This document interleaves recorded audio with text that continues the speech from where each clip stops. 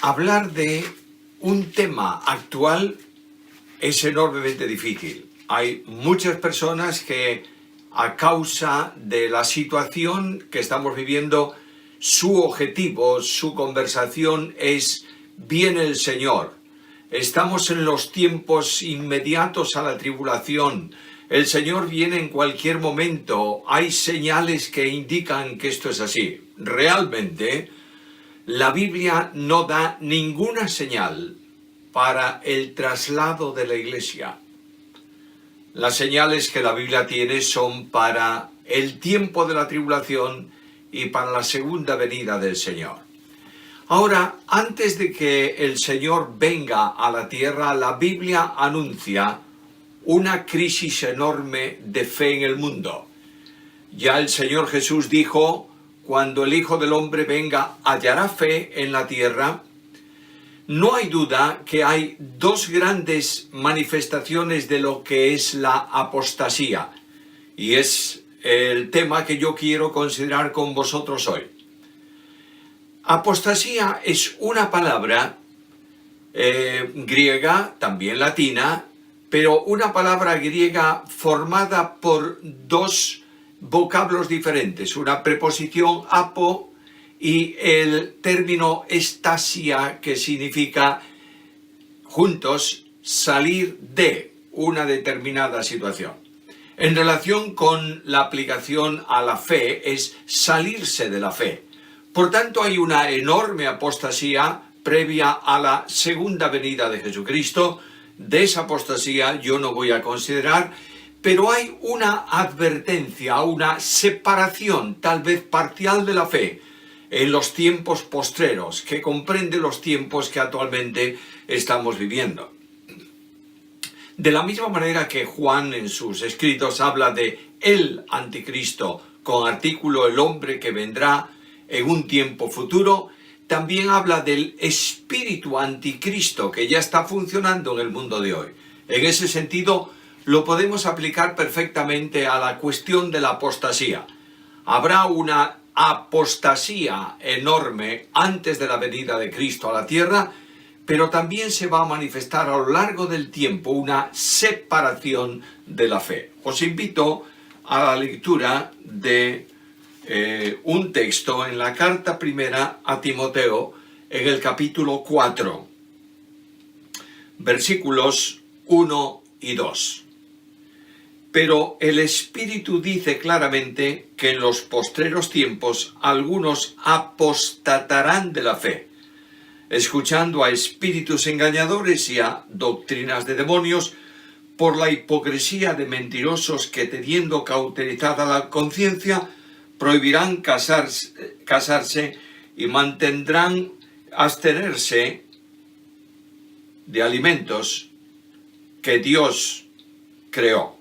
De manera que hay una serie de personas en el último tiempo, el tiempo actual, que se van a separar, a apartar, si no de todos los principios esenciales, sí de algunos principios de la fe. Pablo está escribiendo una carta pastoral que tiene que ver no con una iglesia determinada, aunque Timoteo estaba seguramente radicado en Éfeso y allí ministraba. Es una carta general, una carta pastoral, una carta apostólica dirigida al funcionamiento correcto de la iglesia, que tenemos que tener muy en cuenta. Y nos dice el apóstol que hace una advertencia a su compañero hijo en la fe, Timoteo, y le dice: el Espíritu dice claramente, hay una revelación de parte de Dios, que en un tiempo final, en un tiempo postrero, y postreros tiempos no quiere decir el término de la etapa del mundo gentil o de los gentiles o de la presente dispensación o el término de la iglesia presente aquí en la tierra, está hablando en general. Viene el postrer tiempo, los tiempos actuales en que la fe se debilita y algunos que están en la iglesia se apartan de la fe. Tres cosas quisiera mencionaros en torno a esto. Primeramente, una breve preparación. ¿Qué es la iglesia? En segundo lugar, quiero hablaros del ejemplo de funcionamiento correcto de la iglesia a la luz de Hechos de los Apóstoles. Y por último, el problema de la apostasía que se manifiesta en el tiempo presente y se va a manifestar de forma más intensa a medida que los años pasen. Para hablar de iglesia podemos acudir a la doctrina sistemática de todo el Nuevo Testamento, el misterio revelado, a formularnos la pregunta ¿qué es la iglesia? Pero yo quiero ir a un elemento mucho más intenso y mucho más personal, que es la oración intercesora de Jesús. Juan capítulo 17. Cuando yo voy al Evangelio según Juan capítulo 17, me pregunto inmediatamente ¿qué tipo de oración es la que se refleja ahí? Es Cristo orando, lo sabemos todos. ¿Y qué tipo de oración es? La respuesta genérica es una oración intercesora. No hay duda que es así. El Señor está intercediendo delante de su Padre por aquellos que van a creer en Él por la predicación del Evangelio. Otros dicen es una oración sacerdotal.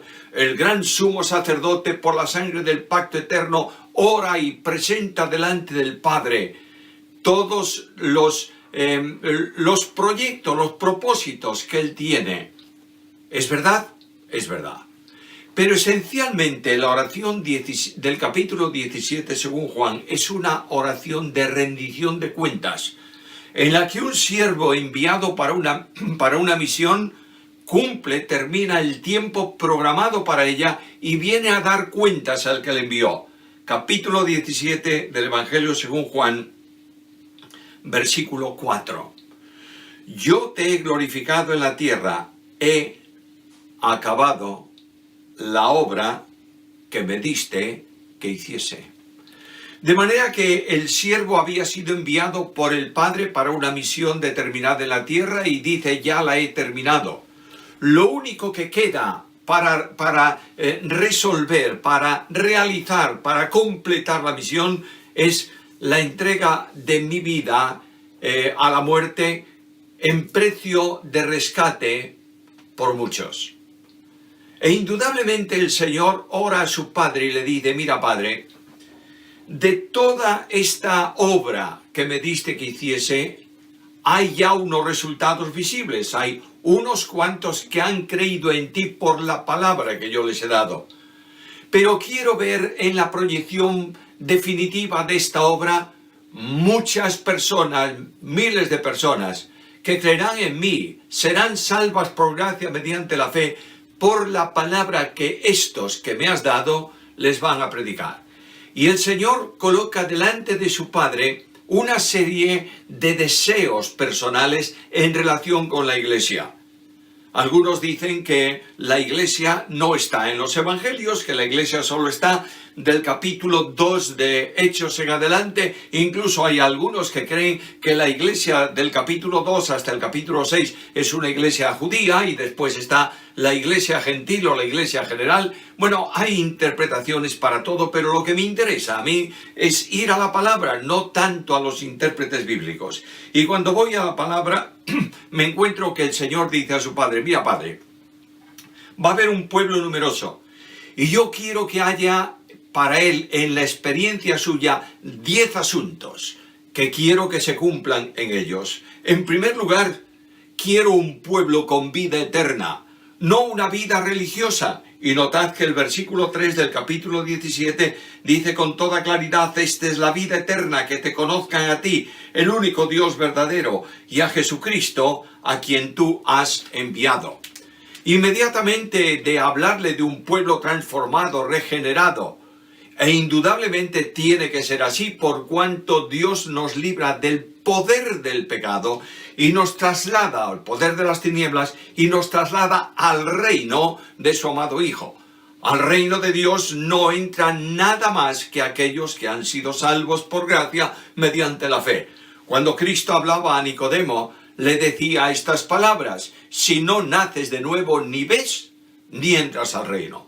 Por tanto, vida eterna es la dotación de vida espiritual que Dios hace de todo aquel que cree en Cristo.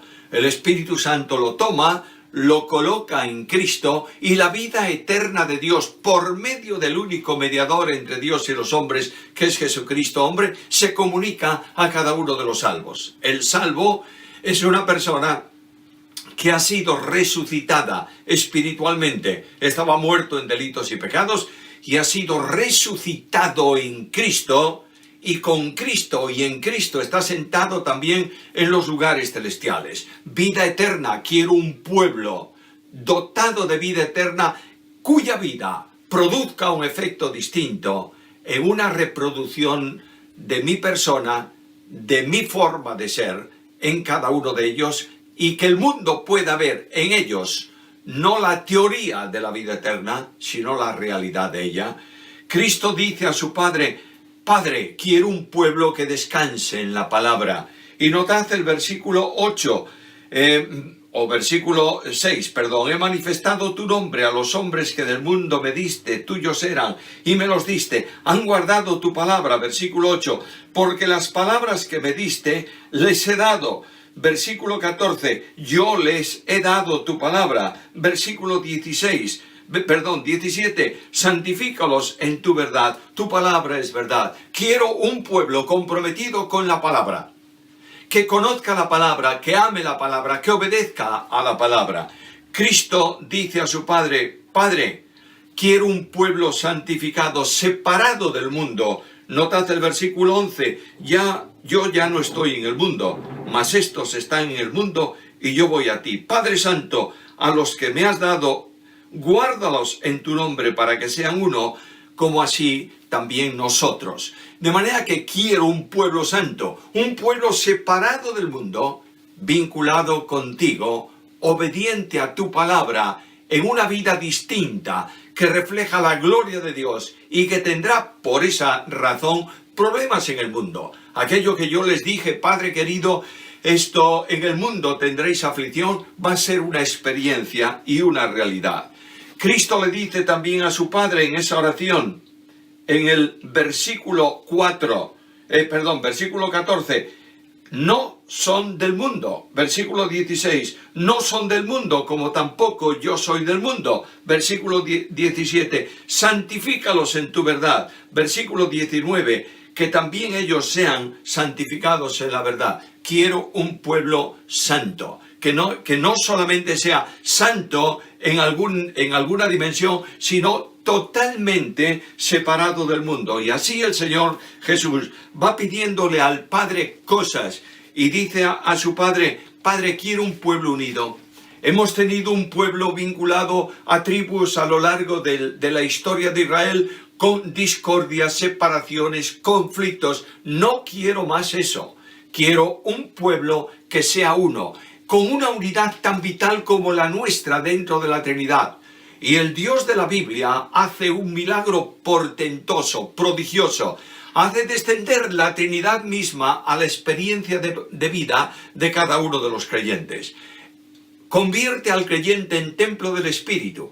Y la tercera persona de la deidad reside en cada uno de los creyentes, santificando ese santuario, tomando posesión del nuevo templo de Dios. Pero también dice el Señor que aquellos que le aman serán amados de su Padre, y vendremos a ellos y haremos con ellos morada. La unidad trinitaria, la unidad vinculante entre las personas divinas en el seno de la Santísima Trinidad, que hace que las personas divinas sean distintas, sean individuales, pero no pueden separarse porque son las tres personas un solo Dios verdadero. El Padre no es el Hijo no es el Espíritu no es ni el Padre ni el Hijo, pero aunque son personas individuales como personas, son un solo Dios, y la unidad es indisoluble, unidad absoluta y total. Y Cristo dice: mira, Padre, la unidad para ese pueblo tiene que ser como la que tenemos nosotros. Que no haya manera de que ese pueblo pueda romperse, sino que vinculados a mí y yo vinculado a ti, tú en ellos, yo en ellos y tú en mí, sean perfectos en unidad. Y va desglosando varias peticiones más. No quiero pararme mucho más tiempo en esto. Se produce la cruz, se produce la sepultura, se produce la resurrección y comienza el tiempo vivencial de la Iglesia de Cristo aquí en la tierra. Ahí entras en Hechos capítulo 2, y en Hechos capítulo 2 descubres, yo diría, la fundación de la Iglesia aquí en el mundo, o la manifestación de este tiempo que se llama dispensación de la Iglesia. Llamo vuestra atención en este segundo punto, cómo era la Iglesia que Dios planeó y que así comenzó su andadura en la tierra. Capítulo 2 del libro de Hechos, versículo 41. Así que los que recibieron su palabra, es decir, la predicación del Evangelio, el mensaje del Evangelio, los que aceptaron el mensaje, los que creyeron en Cristo, fueron bautizados. Y se añadieron aquel día como 3.000 personas. Observa esto. Perseveraban en la doctrina de los apóstoles, en la comunión unos con otros, en el partimiento del pan y en las oraciones.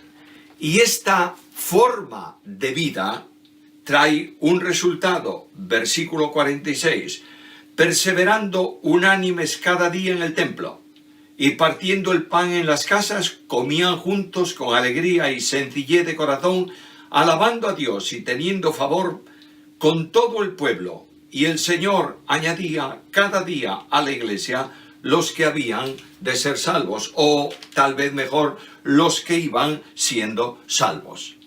La iglesia comienza una andadura vinculada con algo. La primera cosa es que la iglesia perseveraba en la doctrina. Los apóstoles venían, concurrían todos los días al templo. Los creyentes venían también a una determinada hora y los apóstoles enseñaban doctrina. Los apóstoles predicaban sermones bíblicos. Los apóstoles llevaban a las congregaciones a la palabra de Dios. Los apóstoles hacían entender lo que Dios decía en su palabra para la vida cotidiana, y aquellos creyentes iban creciendo, desarrollándose espiritualmente. Una de las tragedias más grandes que una iglesia puede tener es que su congregación sea un compuesto de niños en Cristo. El apóstol Pablo, cuando escribe la carta a los Efesios, habla precisamente del problema de niños que son fácilmente llevados de un lado para otro por cualquier viento de doctrina. En nuestro tiempo, doctrinas erróneas, doctrinas falsas, doctrinas contrarias a la Biblia, medias verdades tomadas de distintos textos, versículos sacados de su contexto para convertirse en un pretexto de los predicadores, están produciéndose en muchos lugares, en muchas partes, en muchas iglesias. Un ministerio que no es bíblico, un ministerio que no tiene contenido doctrinal profundo, un ministerio que no sirve para hacer desarrollar la vida espiritual de los creyentes, convierte a estos en niños, con todos los problemas que los niños tienen. Yo creo que todos sabéis, tendréis alguna experiencia en relación con los niños. Los niños tienen algunas características. Primero, hacen mucho ruido. Segundo, se pelean por cosas que no tienen importancia ninguna. Tú puedes colocar una simple pelota en un lugar donde los niños están juntos y ahí hay un problema, todos quieren la pelota. En tercer lugar, reaccionan de una forma inconsecuente porque son niños. Hace algunos años yo tenía una linda figura de porcelana y un día de Navidad, cerca de Navidad, mi esposa y mi hija me dijeron: ¿puedes quedarte con el nieto? A mí me encanta quedarme con el nieto. Estaba estudiando y le dije: mira, ven acá. Mamá se fue, la abuela se fue. Yo quiero que pongamos unas reglas de juego. Mira, tú puedes andar por toda la casa, no me importa por dónde vayas. La habitación, el pasillo, el salón, lo que tú quieras. Pero no se te ocurra tocar nada de lo que hay encima de los muebles. ¿Está bien? Está bien. Va. Allá se fue. Yo seguí con mis cosas en mi despacho y de pronto oigo a mi nieto que me dice desde el pasillo: abuelo, mira lo que tengo.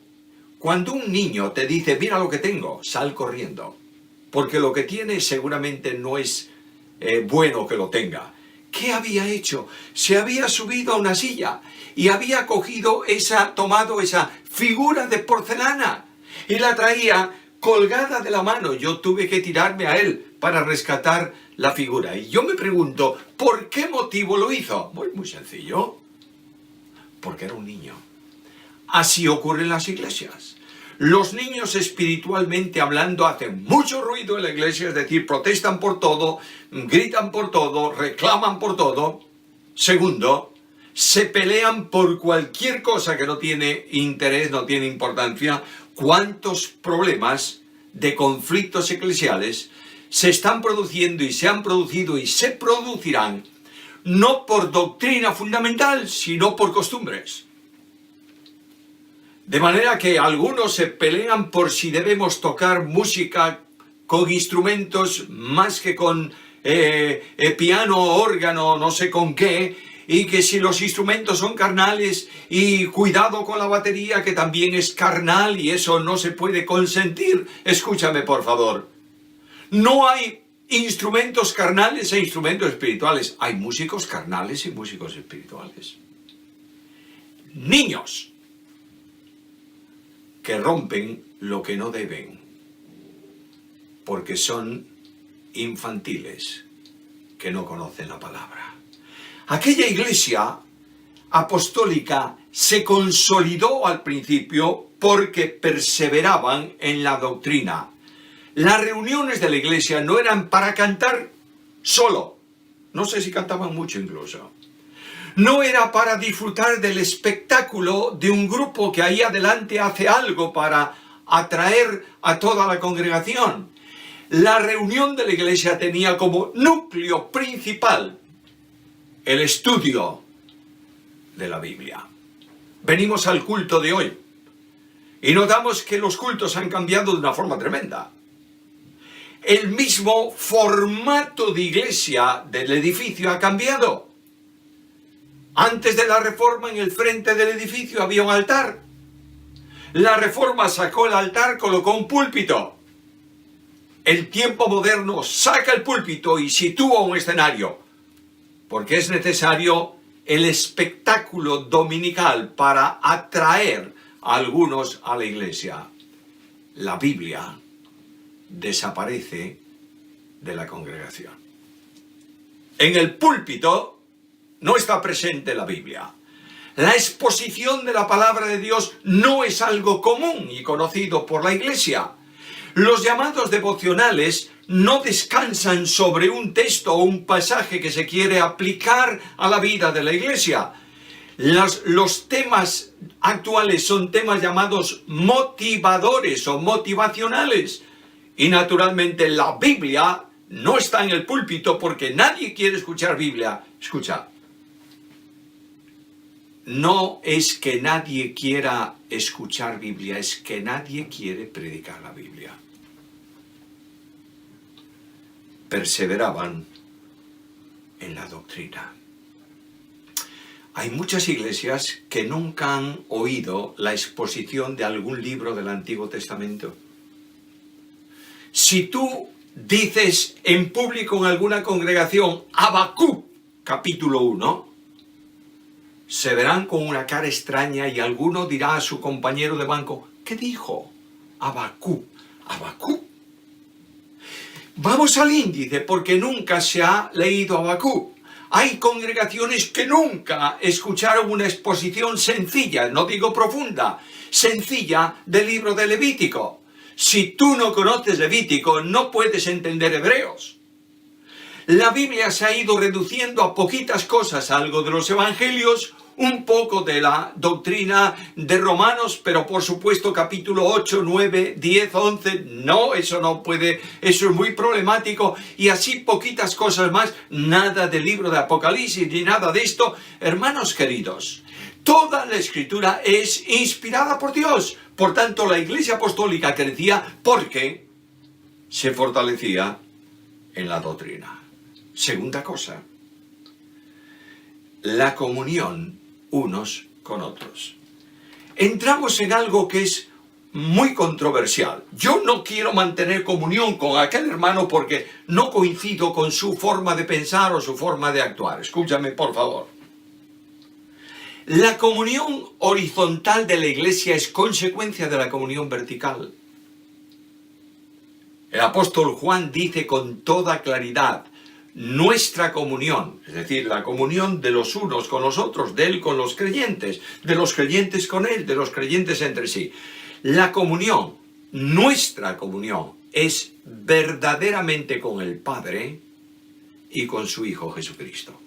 Cuando un creyente, por el pecado, sin confesar, interrumpe su relación con Cristo, ha dejado de experimentar la comunión. No solo con Cristo, con sus hermanos. Porque la comunión de cada uno obedece a la comunión de todos con la cabeza, que es Cristo. En la medida que se interrumpe esa comunión, esa relación con la cabeza, se interrumpe la comunión. Pero cuando yo pongo fuera de mi comunión, de mi vida, no quiero relacionarme con él, no quiero saber nada, a otro creyente que no tiene pecado oculto en su vida sin confesar, no estoy interrumpiendo mi comunión con él. Estoy poniendo fuera de comunión a Cristo. Que Cristo el Señor mantiene comunión con todo creyente verdadero que no tenga pecado oculto en su vida sin confesar. ¿Lo has entendido? Uno de los graves problemas del mundo de hoy es el mal ejemplo de iglesias que no tienen comunión con sus hermanos. Simplemente no por doctrina fundamental. E incluso os diría que tampoco por doctrina general.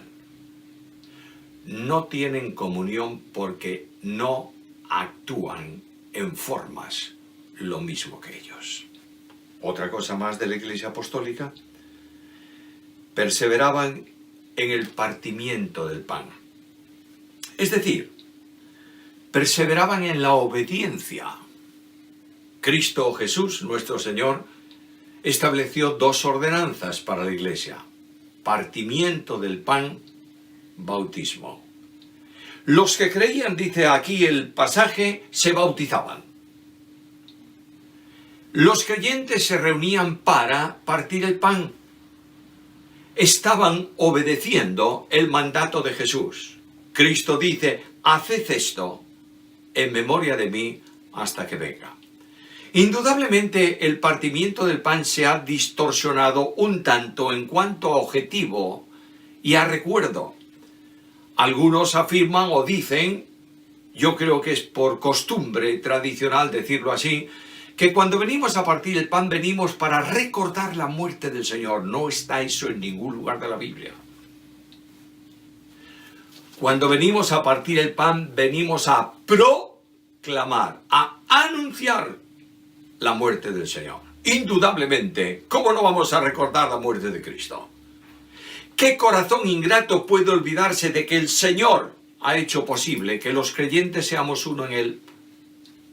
¿Qué pensamiento puede apartarse de la realidad de que Cristo es en nosotros esperanza de gloria? No cabe la menor duda que los creyentes que venimos a partir el pan, recordamos todo el proceso de nuestra salvación y proclamamos que con la muerte de Cristo tenemos perdón de pecados y vida eterna. Recordamos que con la muerte de Cristo hay posibilidad de un cuerpo solo en Él. Recordamos que con la muerte de Cristo sustitutoria podemos decir, ninguna condenación hay para los que están en Cristo Jesús. Estos venían y eran una iglesia obediente. Una última cosa. Perseveraban en las oraciones. Notad que a lo largo de todo el Nuevo Testamento la oración forma parte esencial de la vida del creyente y de la iglesia. Es más, Cristo fue un hombre de oración. Y Cristo nos ha dado ejemplo para que sigamos sus pisadas. El Evangelio enseña que el Señor Jesús se levantaba muy de mañana, siendo aún oscuro, se iba a un lugar aparte y allí oraba. Cristo, cuando tenía que tomar alguna decisión importante, como fue la elección de los apóstoles, de los discípulos, de los que iban a estar con él, de los 12, dice el texto bíblico que pasó toda la noche orando, y cuando fue de día vino y escogió los discípulos. Me voy al Nuevo Testamento, capítulo 4 del libro de Hechos. Comienza la persecución, la tribulación, las dificultades. ¿Qué hace la iglesia? Ora. Y ora en dependencia. Soberano Señor. Tú ves los problemas que se ciernen en nuestro entorno. Danos que podamos hablar con denuedo tu palabra. Escucha, es muy diferente esa oración a la habitual de la iglesia de hoy. Nosotros planificamos y decimos al Señor: Señor, bendice este proyecto que ponemos delante de ti. Antes de planificar, orar. Después de planificar, orar. Durante la ejecución, orar. Y cuando nosotros oramos antes de la planificación se hará conforme a la voluntad de Dios. No es decirle a Dios: bendice mi propósito, mi proyecto. Es preguntarle: Señor, ¿qué quieres que hagamos? Y es precisamente cuando la vida de la iglesia se ajusta al programa de Dios, que Dios la lleva en triunfo siempre. Me voy a las epístolas. ¿Qué dice Pablo en sus escritos, en todos sus escritos? Orando por vosotros, orando por vosotros. ¿Qué dice a su compañero de ministerio, hijo espiritual Timoteo? Acordándome en mis oraciones de noche y de día. ¿Qué dice cuando resume delante de los ancianos de Éfeso, en la playa en Mileto, la labor que él había realizado entre ellos durante su ministerio terrenal? Recordad que de noche y de día, con lágrimas, de manera que él practicaba una relación con los creyentes de noche y de día, oraba por ellos, les enseñaba, los instruía, orando permanentemente. La iglesia se asienta sobre el pilar de la palabra, sobre la obediencia, sobre la comunión los unos con los otros, sobre las oraciones. E indudablemente el éxito de la iglesia es evidente. Capítulo 2, versículo 46. Perseverando unánimes cada día en el templo y partiendo el pan en las casas, comían juntos con alegría y sencillez de corazón. Sencillo es sin doblez, es decir, transparentes. No hay una forma por un lado y otra forma distinta por el otro. Son sencillos porque viven a Cristo. Dios es absolutamente sencillo, es decir, no tiene doblez. Dios es como es. Y nosotros, en imitación a Cristo, viviendo a Cristo en el poder del Espíritu, no tenemos otra opción que ser creyentes sencillos. Y ahora dice el texto: alabando a Dios. Alabanza, lo mismo que adoración, son dos cosas muy distorsionadas en el día de hoy. La alabanza no es una actividad, la alabanza es una actitud. Yo no alabo a Dios cuando canto a Dios y distribuyo el culto diciendo periodo de alabanza. Ahora, periodo de exposición bíblica. Ahora, periodo de oración. La vida entera del creyente tiene que ser, debe ser, un acto continuo de alabanza a Dios. Y dice Cristo en el Sermón de la Montaña: para que los hombres vean vuestras buenas obras y glorifiquen a vuestro Padre que está en los cielos. Tenían una vida que era una continua alabanza al Señor. ¿Resultado? El Señor añadía cada día a la iglesia los que iban siendo salvos.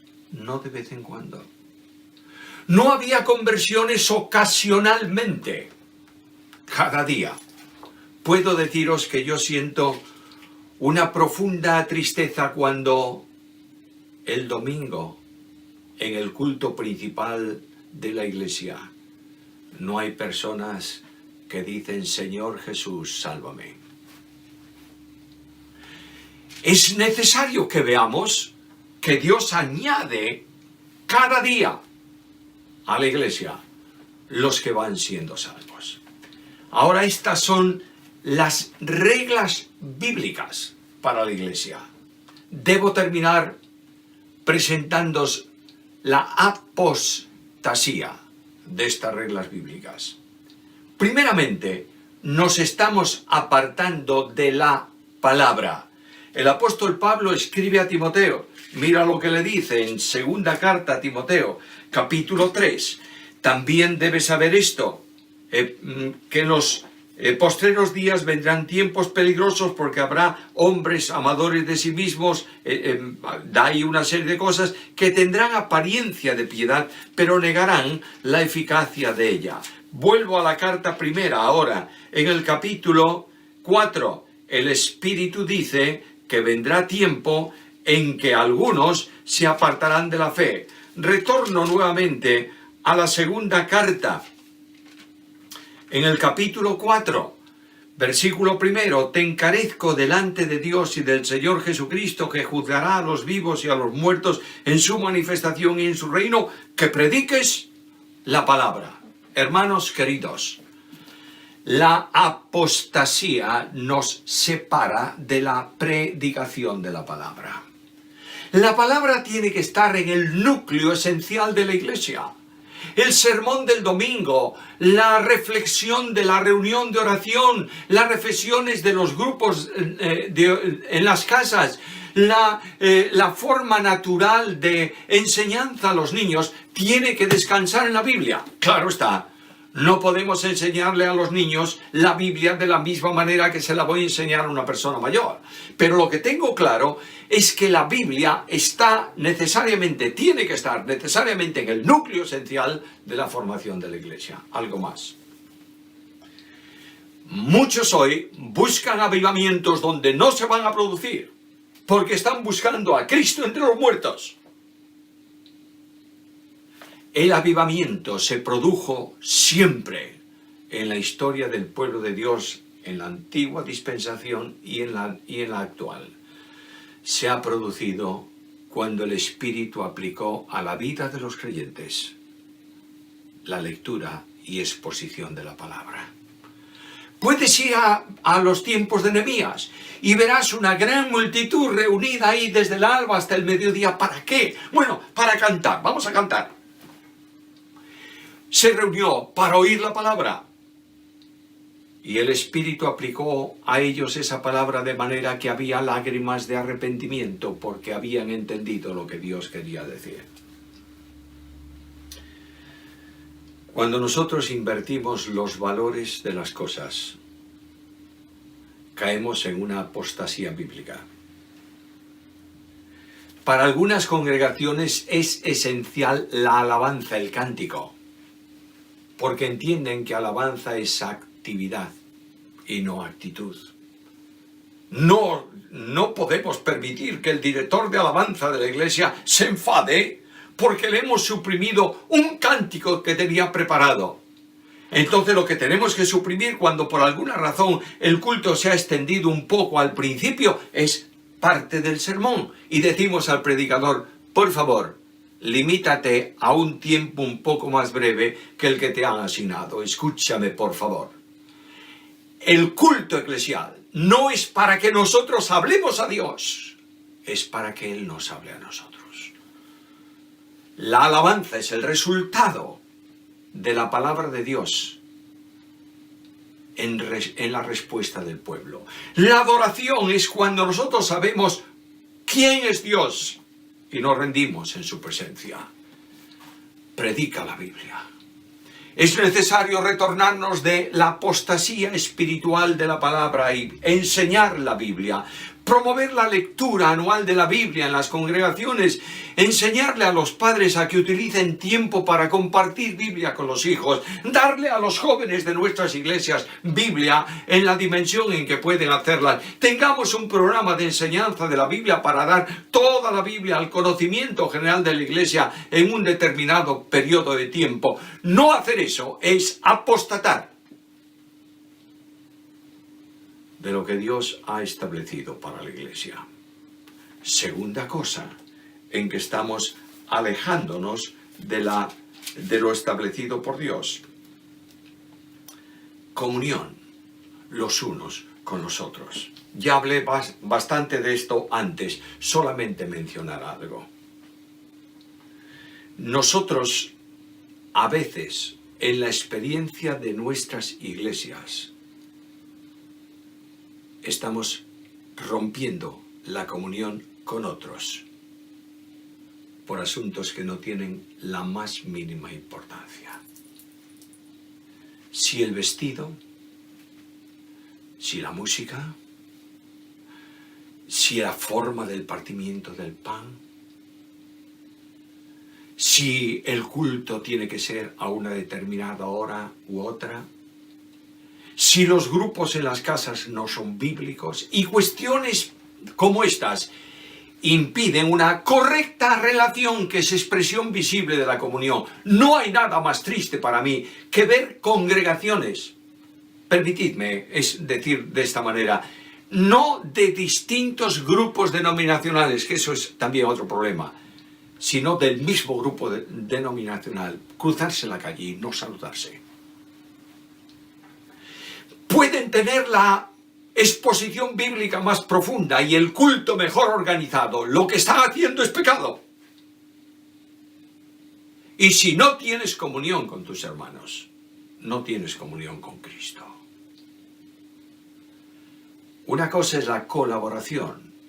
Si a mí me invitan a ir a una campaña de no sé qué, de sanidades o de cosas de estas, no voy, no puedo colaborar, no creo en eso. Pero puedo mantener comunión con todo aquel hermano mío, llámese como se llame, que ha nacido de nuevo y es salvo por gracia mediante la fe. Mientras no recuperemos la comunión, estaremos impidiendo la relación y la bendición. Porque todo don perfecto, toda buena dádiva procede del Padre de las luces, comunión con Él. Por el único mediador entre Dios y los hombres, Jesucristo hombre, y por el poder del Espíritu que anima la vida cristiana. Apostasía en la comunión. Apostasía en la obediencia. Aquí están citadas las dos ordenanzas. Bueno, ¿cuándo practicamos la ordenanza? Bueno, tiene que ser todos los primeros domingos de mes. No, tiene que ser cada 15 días. No, tiene que ser cada domingo. Y si quiero hacerlo todos los días, ¿qué ocurre? ¿Caigo en alguna falta? Y si en lugar de hacerlo por la mañana lo hago por la noche, ¿qué pasa? Y si en lugar de hacerlo el domingo lo hago el viernes, ¿hay algún problema? Lo que es importante es obedecer lo que Cristo ha establecido. Y la ordenanza es una obediencia visible, pero la obediencia al Señor consiste en guardar todo cuanto Él nos ha mandado. Y Cristo envió a los discípulos por el mundo, no solo a predicar el Evangelio, sino para que enseñasen a los creyentes, convertidos, nacidos de nuevo, todas las cosas que os he mandado. Y en esta obediencia, Cristo está con nosotros. Dos grandes mandamientos de Jesús, de los cuales nos estamos separando, y eso es apostatar de la obediencia a Cristo. Primer mandamiento, id por todo el mundo, predicad el Evangelio a toda criatura. ¿Estamos haciéndolo? Estamos saliendo a los lugares de nuestras ciudades a buscar gente que están perdidas, muertas en delitos y pecados, para hablarles de Cristo. Tenemos reuniones de oración y conocemos el nombre de misioneros que están predicando a Cristo en lugares aislados, remotos, con peligros, con problemas y pasando hambre. ¿Conocemos eso? Primer mandamiento, o uno de los mandamientos esenciales, predicar el Evangelio. Segundo mandamiento, en esto conocerán todos que sois mis discípulos si tuvieseis amor los unos con los otros. La Iglesia de Cristo se distingue por el amor. No el amor torpe que ama a cualquier persona de cualquier manera sin importarle nada. El amor de Cristo. Romanos 5:5, derramado en nuestros corazones por el Espíritu Santo. Escúchame, por favor. Pablo dice que si tengo todo y no tengo amor, vengo a ser como metal que resuena, címbalo que retiñe. Es decir, lo que está diciéndome es que aunque yo tenga todas las perfecciones, si mi ministerio pastoral, de enseñanza, de servicio, no importa qué ministerio sea, si yo tengo un ministerio grande y lo hago sin amor, es mero ruido que molesta a Dios y molesta a la Iglesia, apostatando en la obediencia al Señor. Está en nuestros labios, en nuestras canciones, pero no está en el compromiso de vida en relación con la realidad espiritual. Por último, en las oraciones. La oración ha caído en muchas iglesias. Ha decaído. Nuestras oraciones son más bien acciones pedigüeñas. Uy, tenemos un problema, hay que cubrir una deficiencia en el presupuesto de la iglesia. Vamos a orar al Señor, Señor, danos personas que aporten, danos. Escucha, la oración es primeramente adoración a Dios. Lee el Padre Nuestro, el modelo de oración. Padre nuestro que estás en los cielos, santificado sea tu nombre, venga tu reino, sea hecha tu voluntad. Estamos hablando de Dios y glorificando a Dios. En cierta ocasión he escuchado a uno de los grandes predicadores de la época reciente terminar un sermón en Inglaterra, en Londres. Terminó una exposición al capítulo que estaba predicando, enseñando, y de repente dijo, vamos a terminar en oración. Y este hombre ya mayor se puso de rodillas en la tarima de la iglesia y comenzó a orar. Miré mi reloj por casualidad cuando empezó y miré el reloj cuando terminó. 10 minutos orando. Quedé impactado, impresionado de esa oración. Nos llevó a la adoración al Padre Celestial, describiendo la razón de la adoración por su grandeza. Nos llevó en adoración al Hijo Redentor, hablándonos de la expresión de amor de Dios en su persona. Nos llevó en adoración a la gloriosa persona del Espíritu Santo y estuvo durante un tiempo largo de esa oración. No sé cuántos minutos de los 10 que duró la oración estuvo adorando. ¿Y sabéis cómo terminó? Yo no era capaz de levantar mi cabeza cuando oí el final de esa oración. Y ahora, Dios de gracia, llévanos en paz a nuestras casas y glorifica tu nombre en nuestras vidas. Amén. Oración. Vuelve a la oración. Dobla tus rodillas en oración. Conduce al liderazgo de la iglesia a tiempos de orar mucho más que de hablar. Resuelve los problemas en oración. Lleva la vida de los hermanos a la presencia de Dios sobre tus hombros como sacerdote espiritual en oración. Cuando se produce esto, cuando dejamos nuestra apostasía y volvemos al centro, Dios es glorificado. Nuestras vidas individuales bendecidas. Y a la iglesia le es añadido por la gracia de Dios cada día los que van siendo salvos. A Dios la gloria, a nosotros sus bendiciones por Cristo Jesús.